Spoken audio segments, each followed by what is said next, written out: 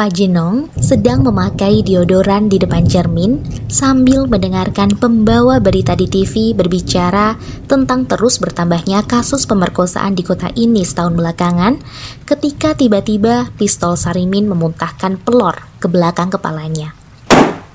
Pak Jenong seketika tumbang. Sarimin yang dari tadi telah menyusup ke apartemen itu dan mengamati pemiliknya diam-diam dari kolong ranjang pun merangkak keluar dan memeriksa ponsel Pak Jenong.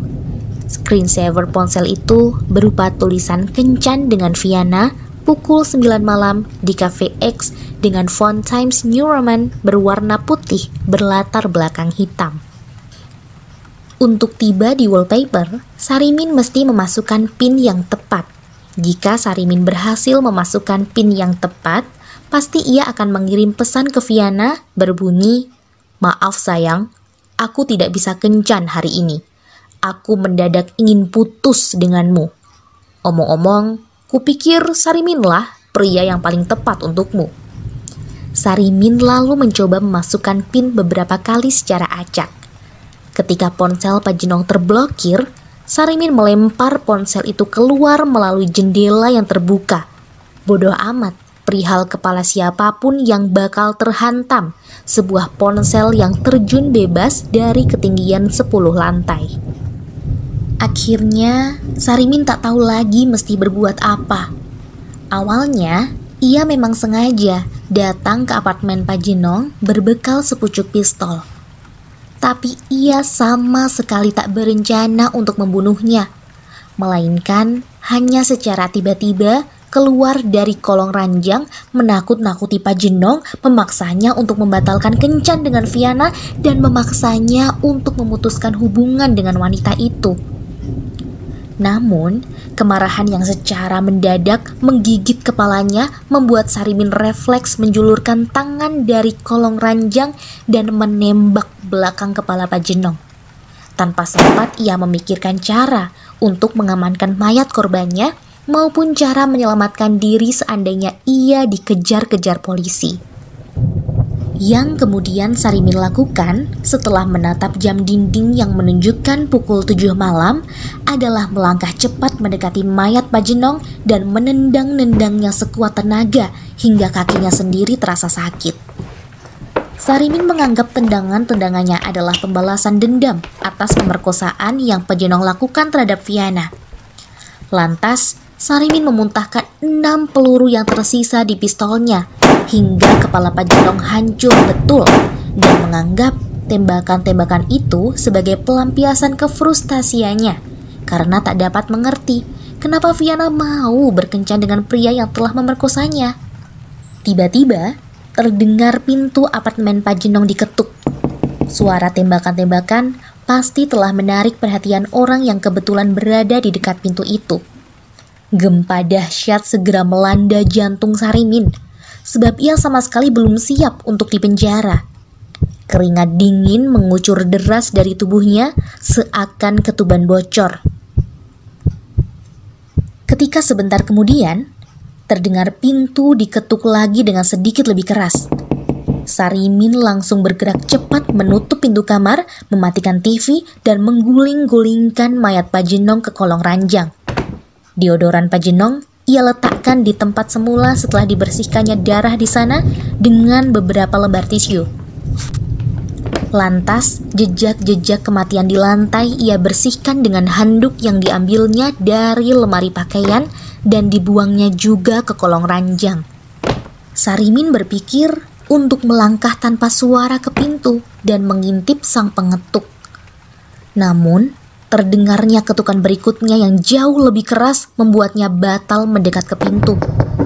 Sebab ia merasa ketukan itu adalah ketukan mengancam, semacam yang dilakukan para penagih utang terhadap pintu rumah si pemilik utang yang tak kunjung melunasi utang sejak seabad lalu.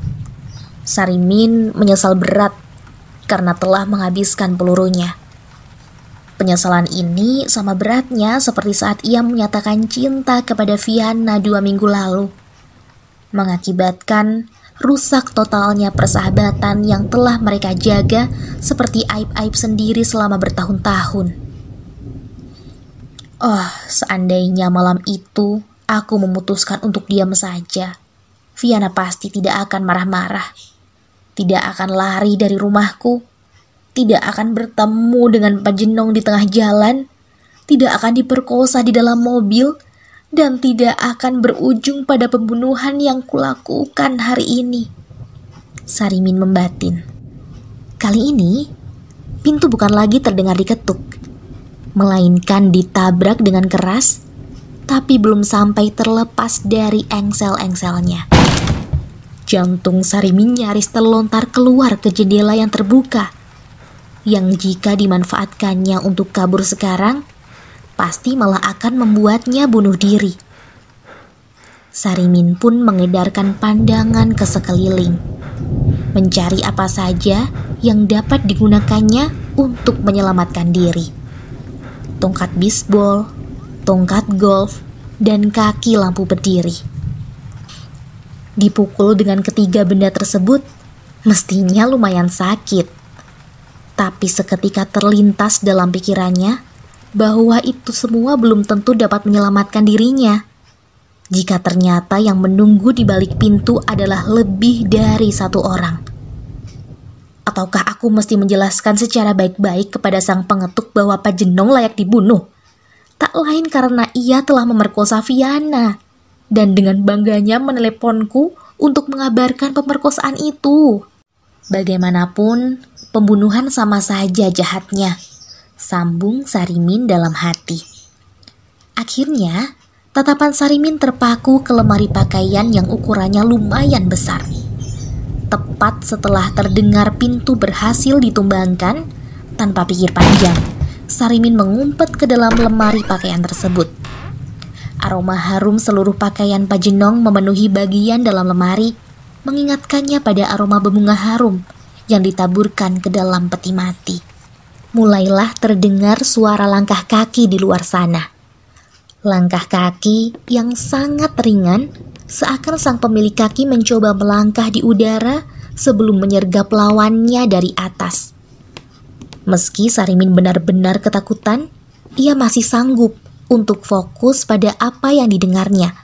Dan ia bisa menyimpulkan bahwa itu adalah suara langkah kaki satu orang. Tak mungkin lebih. Dan karena hanya ada satu orang, semestinya Sarimin bisa keluar dari lemari sekarang juga dan bertarung melawannya. Atau sekedar menodongkan pistol ke arahnya sambil melangkah keluar dari apartemen. Tapi, melakukan yang manapun di antara dua kemungkinan itu tidaklah mudah. Orang di luar sana mestilah orang yang kuat lagi pemberani. Terbukti dari beraninya ia mendobrak masuk ke apartemen ini. Beberapa jenak kemudian, suara langkah kaki itu lenyap sekonyong-konyong. Tidak mungkin orang itu telah keluar dari apartemen ini.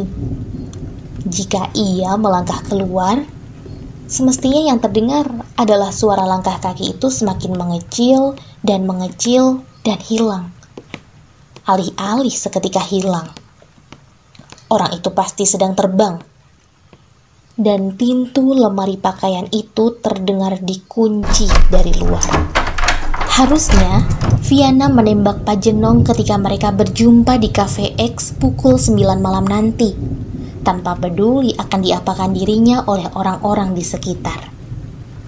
Namun Viana keburu tak sabar untuk membantai Pak Jenong saking murkanya ia. Sehingga ia memutuskan untuk langsung berangkat ke apartemen mantan kekasihnya itu berbekal sepucuk pistol. Menumpang sebuah taksi yang radionya menyiarkan berita tentang terus bertambahnya kasus pemerkosaan di kota ini setahun belakangan. Dan tiba di tujuan pada pukul 7 malam. Karena tak kunjung dibukakan pintu, Viana menerjang pintu apartemen Pak Jenong hingga roboh. Dan ia sendiri kaget karena dirinya bisa menjadi sekuat itu. Alih-alih mendapati Pak Jenong yang terkejut, Viana mendapati ketidakberadaan siapapun di dalam sana. Mungkin Pak Jenong sudah berfirasat aku akan datang membunuhnya, sehingga sekarang ia sedang mengumpet. Wanita itu lantas melangkah masuk dengan sangat perlahan, seakan mencoba melangkah di udara sebelum menyergap Pak Jenong dari atas. Apartemen Pak Jenong tidaklah luas, sehingga sebentar kemudian Viana telah usai menjelajahi seluruh sudutnya tanpa mendapati keberadaan siapa-siapa, termasuk di kolong ranjang. Sambil duduk di tepi ranjang, Viana berpikir, apakah Pak Jenong begitu tak sabar berkencan denganku, sehingga ia sudah berangkat ke Cafe X? Mendadak, sesuatu entah apa membuatnya memaku tatapan ke lemari pakaian. Tubuhnya sontak menggigil. Dengan langkah tanpa suara, Viana pun mendekati lemari tersebut dan mengunci pintunya. Lalu ia mundur beberapa langkah, menarik napas panjang-panjang, dan memuntahkan ke-7 butir peluru di pistolnya. Darah menetes-netes dari celah bawah pintu lemari. Viana tersenyum dingin, menjatuhkan pistolnya ke lantai, dan meninggalkan apartemen itu dengan perasaan damai. Viana tetap datang ke Cafe X pukul 9 malam. Ia merayakan kemenangannya yang cukup gemilang dengan memesan makanan mahal. Sembari menunggu makanan pesanan tiba, ia mengeluarkan ponselnya, mengakses situs berita terpercaya, dan membaca berita tentang terus bertambahnya kasus pemerkosaan di kota ini setahun belakangan. Mendadak, ia merindukan Sarimin dan membayangkan pria itu duduk di hadapannya. Seharusnya waktu itu aku tidak usah marah-marah kepadanya. Tidak ada yang salah dengan ia jatuh cinta. Tepat setelah makanan pesanannya tiba, Viana melihat seorang pria berpakaian rapi memasuki kafe. Pria itu melambaikan tangan ke arahnya sambil melangkah mendekat. Napas Viana sontak tercekat, dan ia hampir pingsan ketika Pak Jenong dengan wajah dipenuhi bekas luka yang baru kering duduk di hadapannya.